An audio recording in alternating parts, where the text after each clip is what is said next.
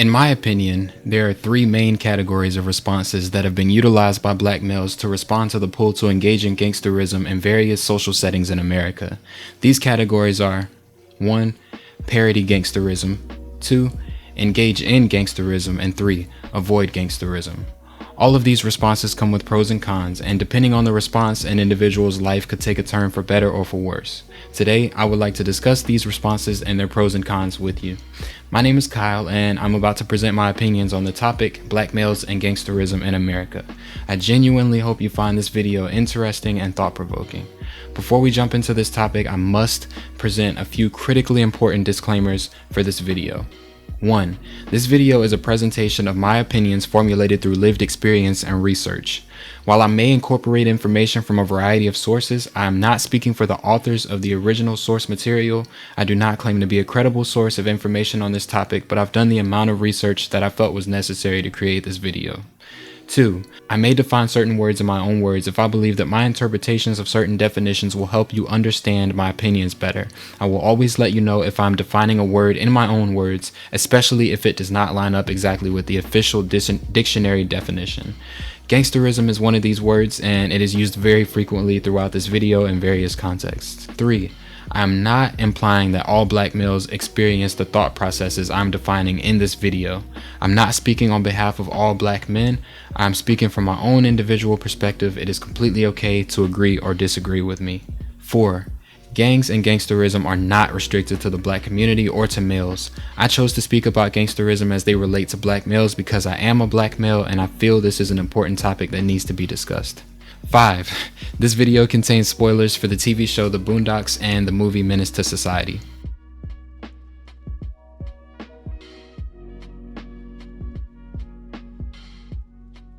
To begin discussing this topic, we will need to define gangsterism and why and how many black males today came to face the challenge of responding to gangsterism.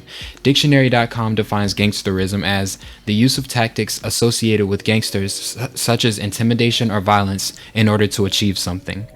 This definition makes two very important distinctions. 1. The tactics that the definition references are tactics that are associated with gangsters but not exclusively performed by individuals in gangs or those who label themselves gangsters. This is an important distinction because it hints at an underlying constant in this video. No one has to be a gangster or a person with any criminal history to engage in gangsterism. The second distinction is that the tactics the definition references are utilized in order to achieve something.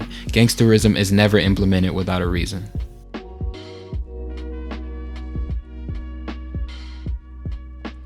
Now that we've answered the question, what is gangsterism? Let's answer the question, how did gangsterism become prevalent in America?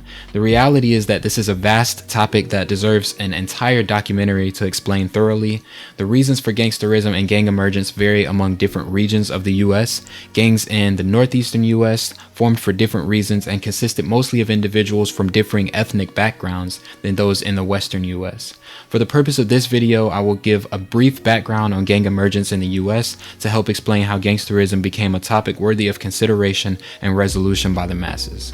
According to an article from James C. Howell and John P. Moore with the National Gang Center, the history of street gangs in the United States begins with their emergence on the East Coast around 1783 as the American Revolution ended. These gangs may or may not have been as serious as later gangs. The article goes on to say, gang emergence in the Northeast and Midwest was fueled by immigration and poverty.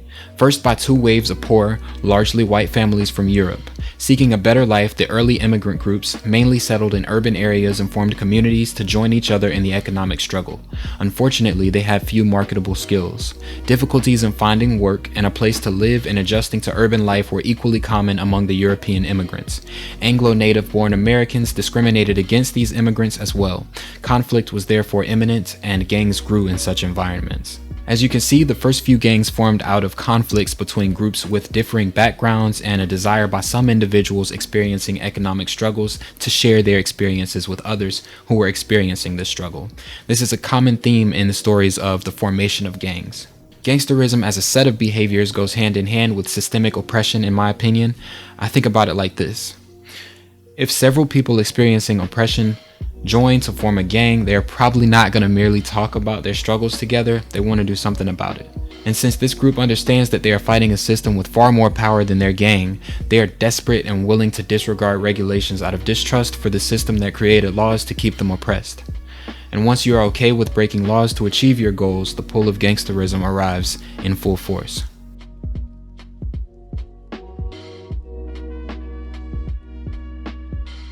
To get back to the article written by Howell and Moore, after explaining how economic struggle and class conflicts led to the formation of gangs, the article explains, the Northeast, Midwest, and Western regions would soon be inundated with a second major wave of immigrants, African American populations that migrated northward and westward.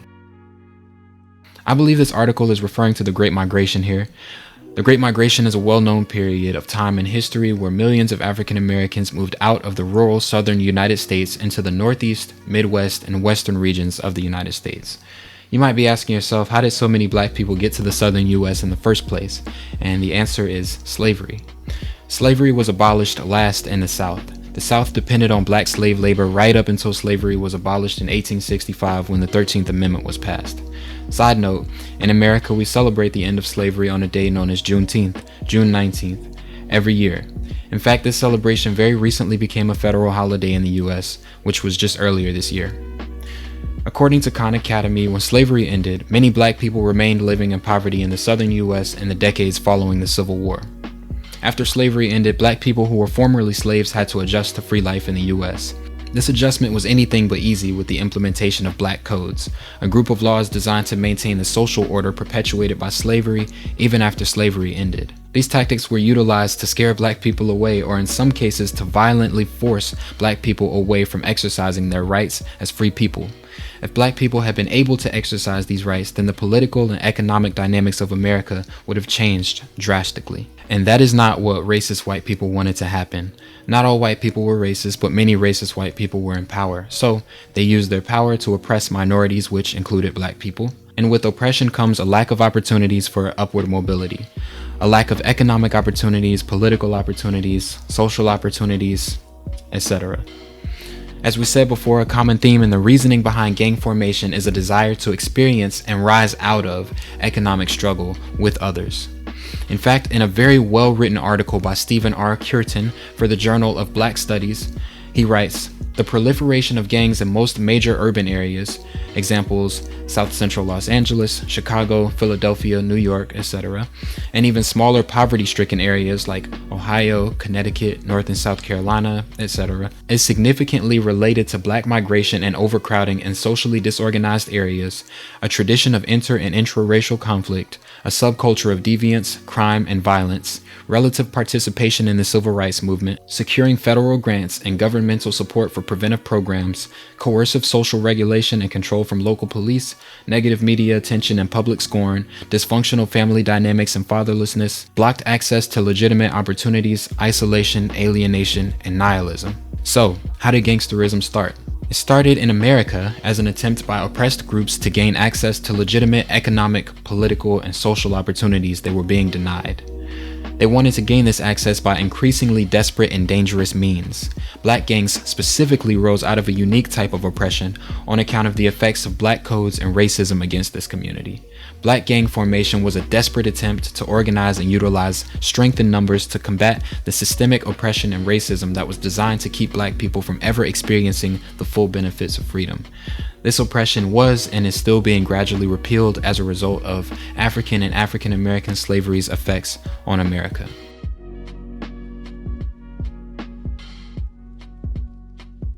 According to statistics from the National Gang Center, law enforcement agencies report a greater percentage of Hispanic/Latino and African American/Black gang members compared with other races and ethnicities. The most recent figures provided by law enforcement are 46% Hispanic and Latino gang members, 35% African American/Black gang members, more than 11% white gang members, and 7% other race/ethnicity of gang members. These statistics cover the years 1996 to 2011, and they tell us that if you are Hispanic or Latino or Black, then you are more likely to be in a gang than your counterparts of other races. Here's where the topic of this video comes back into the light. Why do black males in America still experience such a strong pull to engage in gangsterism, especially when compared to other races?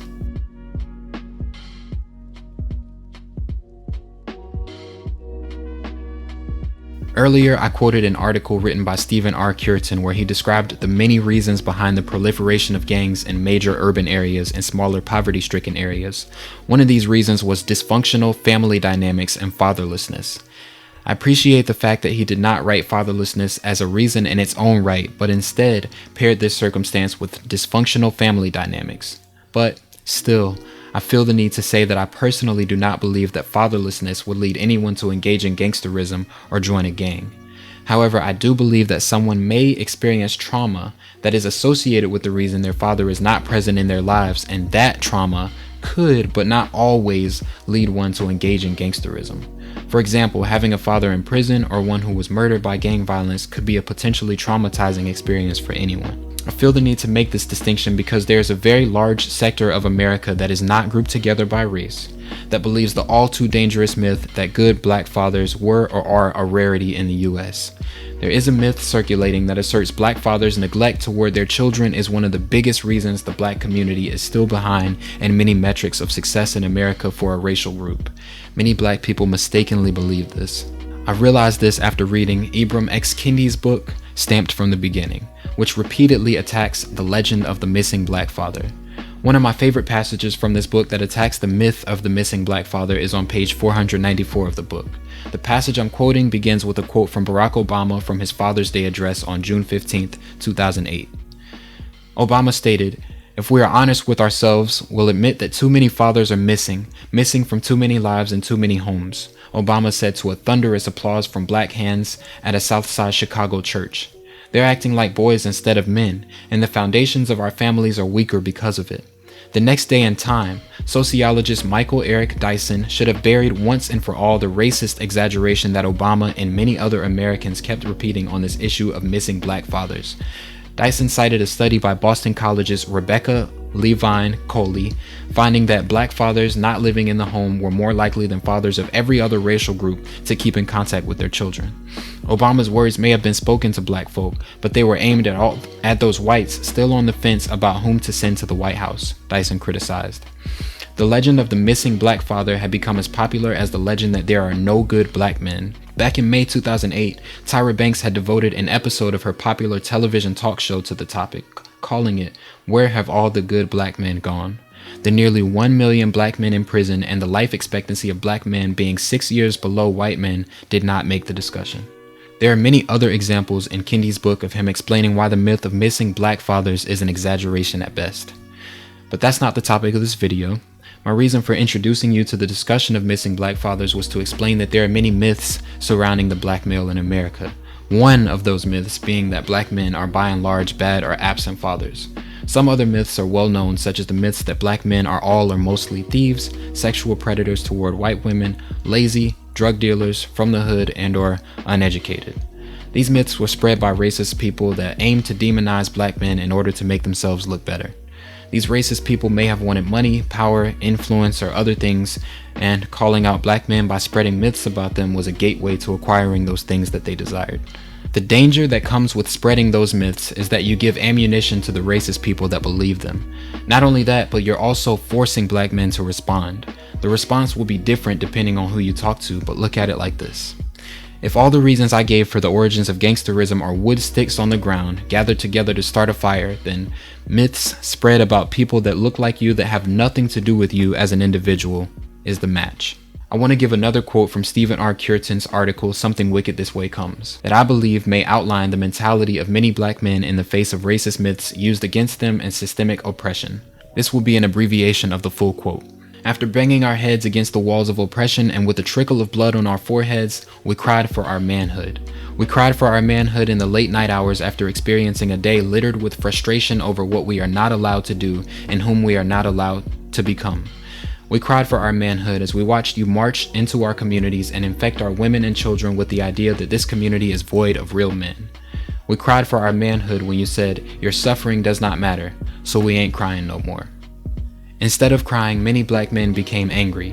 Instead of having equal opportunities, black men are still discriminated against for the way they look, the way their names sound, the music they listen to, and for so many more reasons. So, When you find yourself in a country where you're treated as a criminal before people even take the time to know you, in addition to being in circumstances that don't typically allow upward mobility and don't encourage higher education, you join the only entities where people exist that look like you, talk like you, care about the same issues as you, and are just as desperate as you. You join a gang. To many black men in America, joining a gang is the most effective thing you can do in that situation.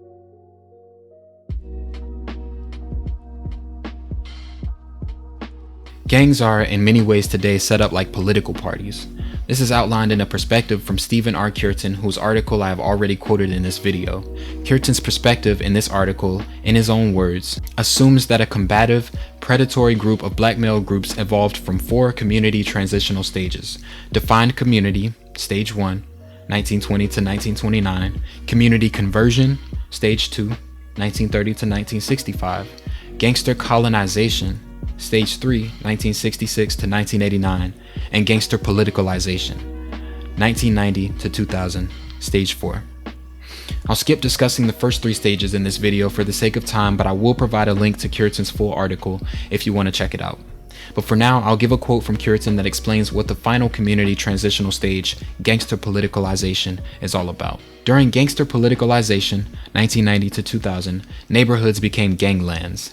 Ganglands were socially organized around traditional rites of passage, from boyhood to manhood or baby gangster to original gangster, and normative expectations relative to gangsterism, i.e. street protocol, dealing with enemies, the value of gang alliances, seizing control of turf, drug and gun distribution, recreation, etc. During this period, the gang became further embedded in the fabric of the underclass black community, as each generation of potential young male gangbangers needed a street education to become better gangbangers. Older gangsters assumed the responsibility of passing on knowledge of gangster history, protocol, and politics. If you live in a neighborhood like this, you essentially are brought up in a system where your chances of joining a gang are much, much higher than your chances of going to college or joining the workforce. Gangster politicalization turned gang recruitment into a system that recruits black males faster than federal policies can change, faster than social safety net programs can be recommended, and faster than a degree can be conferred. Even if you are a black male who doesn't live in a gangland, you may still experience a pull to engage in gangsterism.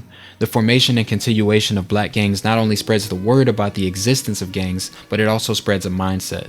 As we mentioned before, black gangs were formed out of a demand for change against a system that employs racist, discriminatory, and oppressive tactics to deny black people equal rights and opportunities as citizens of the US. Since these tactics are still in play in US politics, gangsterism for black people has in part evolved to mean disobeying the laws that seek to destroy you, or more simply put, take an eye for an eye. And in some social spaces, if you do not side with the oppressed, you are assumed to have sided with the oppressor. You do not even have to say you do not want to join a gang or refrain from engaging in gangsterism for black males who will engage in gangsterism to see you as an outsider, and consequently, one who has sided with the oppressor. If you do not speak African American vernacular English, aka Ebonics, then you might be seen as talking or acting white, which means you are an outsider. If you do not listen to genres of music consisting of predominantly black artists, then you might be seen as thinking you're too good for your own race, which means you are an outsider. If you're a sensitive person who prefers to talk things out instead of fight, you might be seen as soft, which again means you are an outsider. In some social spaces, such as ganglands or prisons, being an outsider as a black male around other black males can be dangerous. You might be giving people a pass to try to harm you because they think you are weak, or they believe that you feel you're too good to be around people of your own race. In contrast, in some social spaces, engaging in gangsterism can be a one-way ticket to being accepted by some groups because you have proven that you are prepared to engage in the tactics that helped many black men fight back against racism in its heyday. There are many social spaces, such as certain workplaces or environments occupied by other like-minded people who choose to ignore gangsterism, where this dynamic does not exist to this degree or at all. In these spaces, black men can act however they want and they will not be harmed or bothered for ignoring gangsterism. Ignoring gangsterism is a viable response to the pull to engage in gangsterism, but only in certain social spaces. When you step out of those social spaces, you may have to choose a different response. What are those different responses? Let's discuss them now.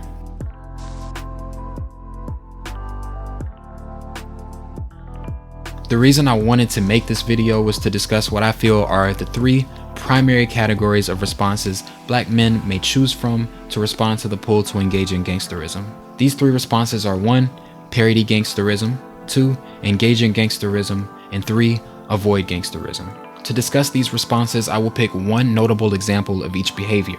These behaviors may take many forms. They are not limited to a behavior in literal terms, such as shaking someone's hand or balling up a fist. Let's discuss the first category.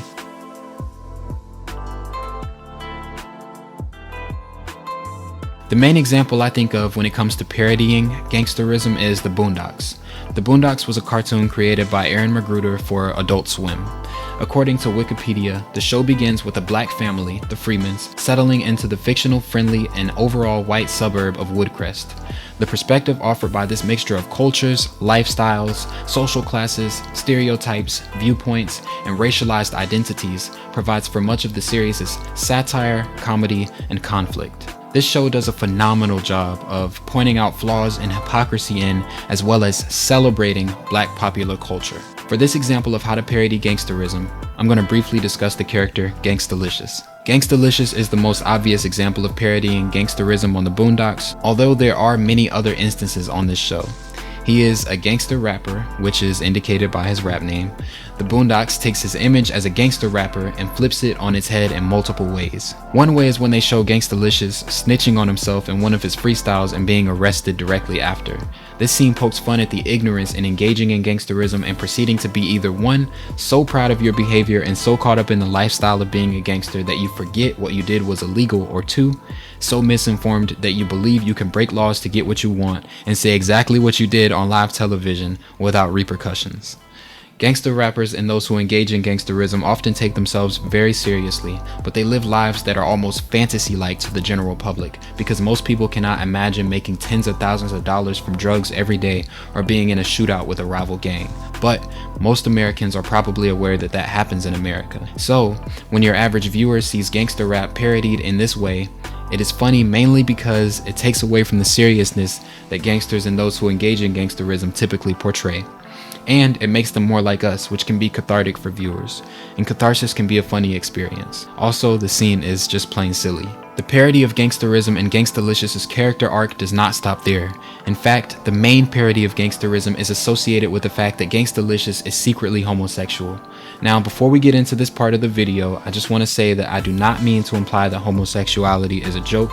I'm not insinuating that Gangstalicious being homosexual is the joke, and I do not think that is what the show is trying to say either. The parody of gangsterism here starts with the fact that rap is a genre of music that is notorious for its homophobic lyrics. I'm not going to quote any of these lyrics as evidence because rap's notoriety in relation to being homophobic has been well established at this point. So, to dive deeper into what that means here, gangsterism and homosexuality are 2 lifestyle concepts that may find themselves at odds with each other sometimes directly and sometimes indirectly.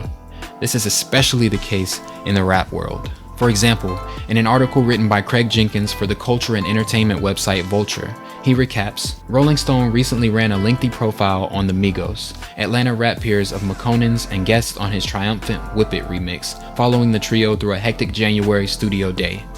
At one point, the group praises the diversity of the Atlanta rap scene, and the interviewer brings up McConaughey coming out. News the Migos had not been privy to beforehand. Quavo suggests that it's a knock against his credibility to come out as gay after blowing up behind trap anthems like I Don't Sell Molly No More and Look at Wrist, echoing a cruder wing of the response to McConaughey's announcement that posited him as a liar and a fake, since he simply can't have been a gay criminal.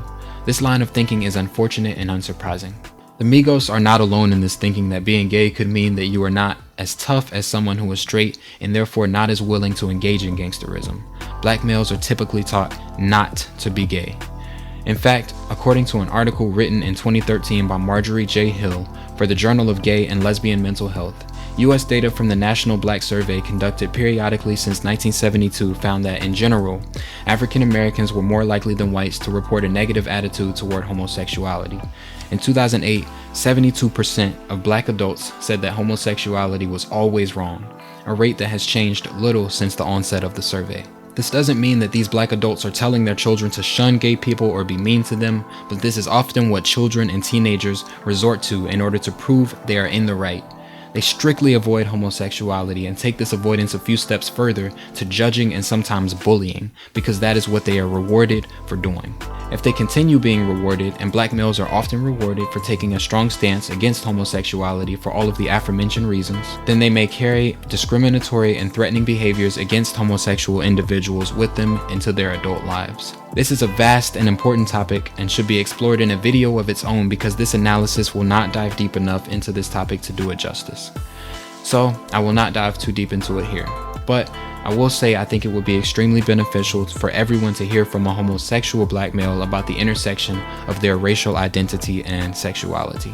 To pivot back to Gangsterlicious, the parody of gangsterism related to this character being gay is not in the fact that the character is gay, but in the unwarranted and extreme homophobia Gangsterlicious is met with when the general public learns he is homosexual. Before the general public knows this, Gangsterlicious expresses his homosexuality right under everyone's noses. Everyone is completely okay with this until his behavior is labeled as homosexual, at which point some of his fans and the rap community especially turn on him, which is silly. It shows you how silly it is to fear something just because it's what you were taught to do. Gangsterlicious was the exact same person the entire time, but somehow, when people labeled him as homosexual, this label essentially made him a different person in the eyes of the general public. Ultimately, Gangsterlicious's character arc turns the image of a gangster on its head and forces you to ask yourself, why does it matter if Gangsterlicious is gay? Why can't a gangster be gay? And why would being gay have anything to do with one engaging in gangsterism? These questions alone take power away from gangsterism as a concept, because you begin to see the gaps in logic in the concept when those questions are asked. That is what great parody does. It places pressure on the ones on the receiving end of it to answer questions they probably do not have a logical answer to. That is why parody is a valid response to gangsterism.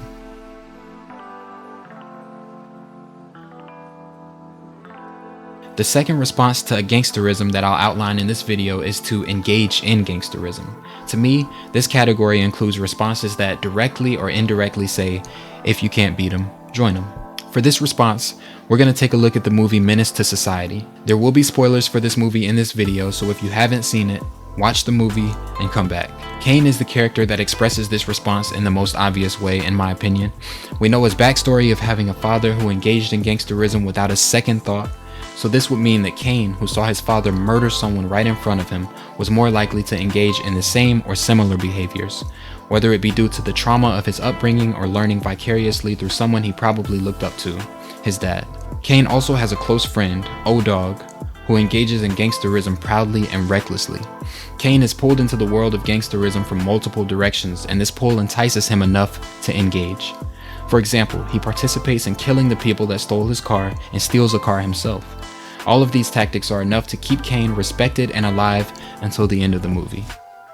Kane was never a gangster, but he was faced with situation after situation where he had to make a choice in how he would respond to the pull to engage in gangsterism. In this movie, we see some of his final choices, and all too often he chooses to engage in gangsterism.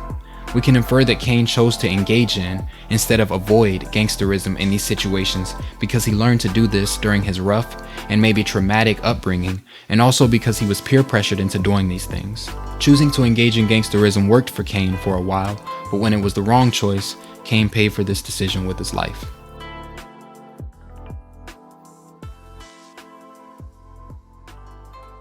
Avoiding gangsterism can take many forms, which makes this a tricky category to define.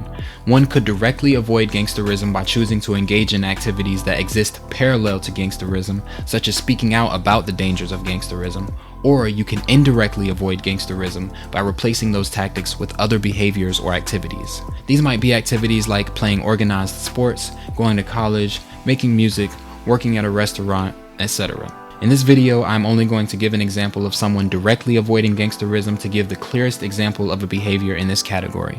For this example, I'm going to talk about Nipsey Hussle. Nipsey Hussle was a rapper, entrepreneur, and community advocate from Los Angeles. He grew up experiencing the pull to engage in gangsterism, and he talked about this experience in interviews and rapped about it in his music. For example, an NPR article written by Sidney Madden and Rodney Carmichael reads, in a 2018 interview with Hot 97, he, Nipsey Hussle, talked about how being in the gang changed his life. I adapted to the culture. Naturally, that's not who I am, he said. As kids, we come from nurturing, but there's a lack of that in the coldness you get from going outside. The world said we was wrong, but the set embraced you for who you was. And that's the allure of gangbanging. But as Nipsey Hussle got older and had a revelatory experience in his father's homeland, Eritrea, which I learned via the same NPR article, he realized that the black people in his hometown and everywhere could live in peace together and be better off for it. Nipsey Hussle utilized the things he learned from being in a gang to relate to and give back to people growing up like him. And he did not intend to recruit them to a gang. Instead, he intended to help them achieve upward mobility and ownership. For example, the aforementioned NPR article reads, in 2017, he and his brother Black Sam opened an LA storefront to sell their merch and spread their ethos. They called it the Marathon Clothing Store. It wasn't on Fairfax or Melrose, far removed from the streets that gave Nipsey his grind. It was right in the heart of the hood that made him. The store was part of his focus on black ownership and entrepreneurial strategy to buy back the block. At Marathon, Nipsey hired parolees to sweep up or even work the register. He wanted to give people opportunities he never had as a kid, opportunities that have never really existed for people in Crenshaw. He was known to donate clothing to people in the neighborhood who needed it, especially OGs coming home after doing time. Nipsey was focused on putting people in situations where they did not have to engage in gangsterism, even if they were in a gang, because he realized that even people who joined gangs may not have wanted to engage in gangsterism before they joined. They may just want to be around people who think like them. Nipsey's behavior was the epitome of avoiding gangsterism, but doing so in a relatable and respectful way. Sometimes avoiding gangsterism is not such a successful endeavor. Some people who would rather avoid gangsterism by going to college or trade school may find that they do not have the money or time to acquire a degree or learn a trade. Meanwhile, others may find that avoiding gangsterism by working a legitimate job does not earn them enough money to live a comfortable life. So, they turn to gangsterism, and they may join a gang because it is the path that seems to be the most realistic to them. I have personally witnessed multiple black males in my hometown have this revelation, and the path they choose is often one that leads to tragedy. Avoiding gangsterism is an option, but for many black males in America, it is not a feasible one.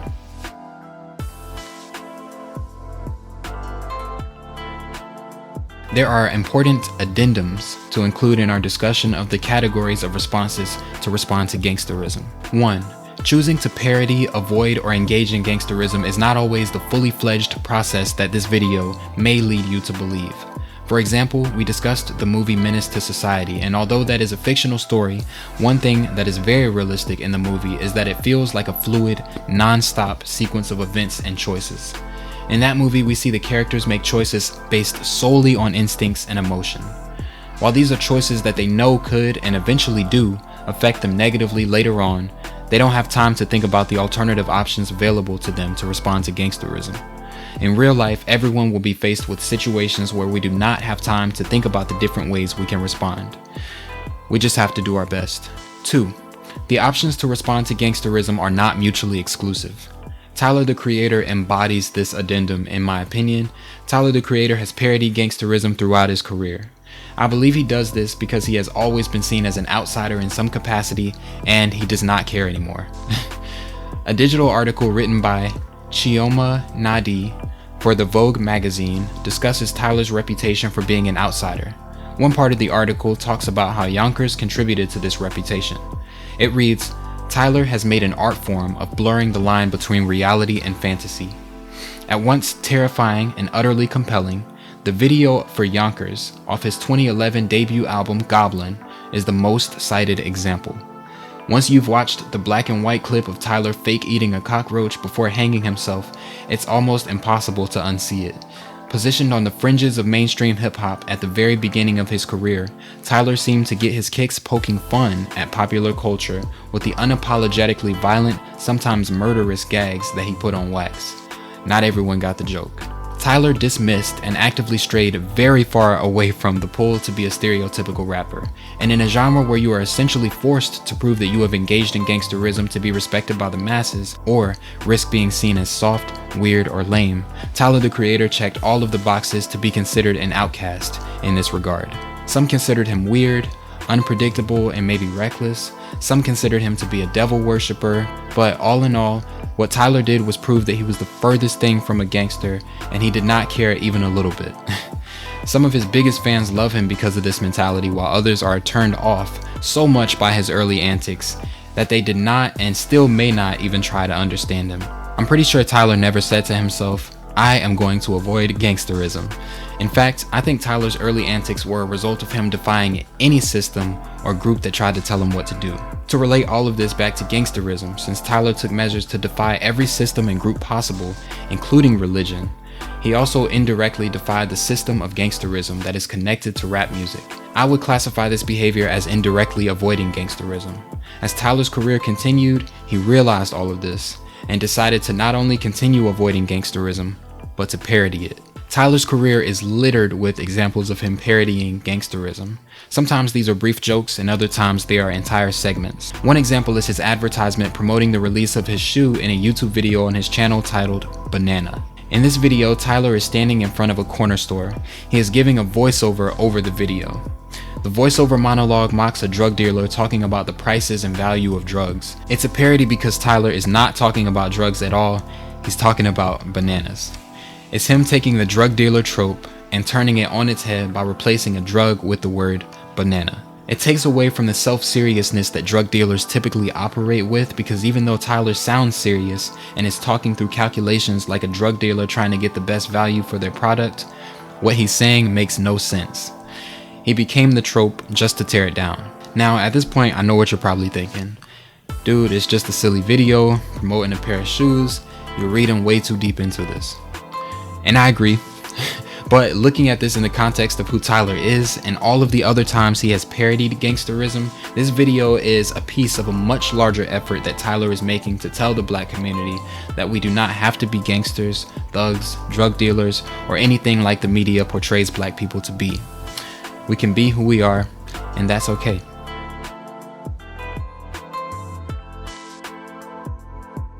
Now, I want to list some counter arguments and my responses to those counter arguments because I feel they will make this video a bit more thorough and they will give me a chance to speak on some things that I feel may create a sort of controversial atmosphere before this video is even published.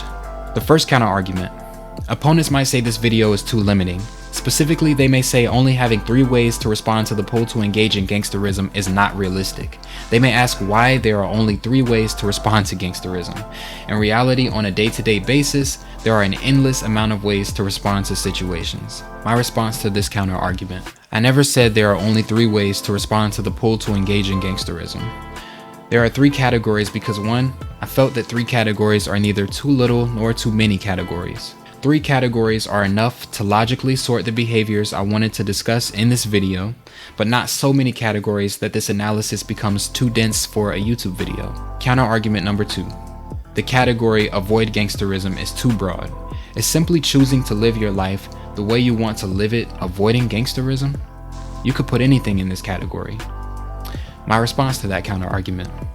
Avoiding gangsterism to me means making an effort to perform behaviors that exist parallel to gangsterism or replace gangsterism. Neutral activities like reading a book do not qualify as an attempt to avoid gangsterism by themselves, in my opinion, but if one were reading a book to keep themselves from engaging in gangsterism, that would be avoiding gangsterism. Counter argument number 3. People do not have time to think.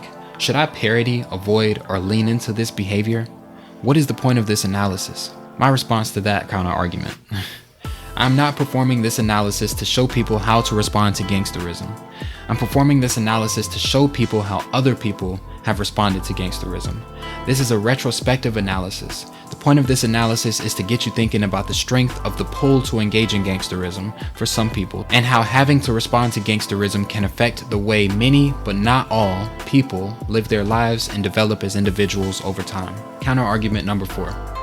Isn't parody a form of avoidance? You're joking about a topic to keep yourself from being consumed by it, right?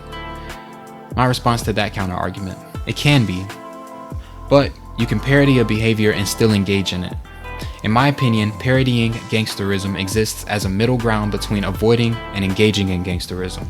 You can use parody to speak out against gangsterism, replace gangsterism, or you can parody gangsterism and engage in it at the same time. In regard to replacing gangsterism, you can use parody to distract those who look to pull you to engage in or avoid gangsterism so that you do not have to make a decision between the other two categories right away, which makes parodying gangsterism a response of its own, even if it is temporary. This would qualify as indirect avoidance, but again, there is always the lingering possibility that you could parody gangsterism and engage in it at the same time. So I made parodying gangsterism a separate category in the categories of responses. Counterargument number 5. Why do black males have to choose to respond to gangsterism? Many black males in America are never exposed to gangs or anything having to do with them. Do males of other races have to make these decisions or similar decisions? My response to counterargument number 5. This is a very important counterargument, and it allows me to make a critically important distinction. Not every black male will experience a pull to engage in gangsterism.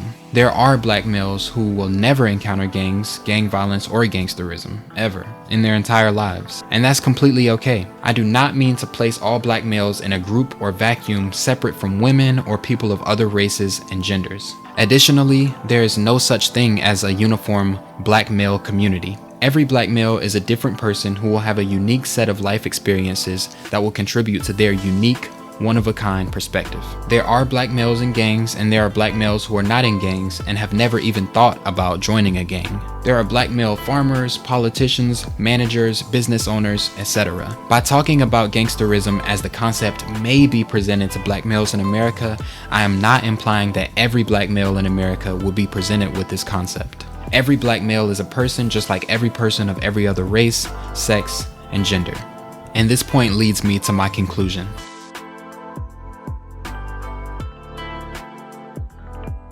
One of the biggest points I want you to take away from this video is that black males who join gangs are people. They were not born wanting to commit crimes. They were not born in a gang. They were not born any different than you and I. They made a series of choices just like you and I could, and those choices led them to join a gang for various reasons, some of which I discussed in this video.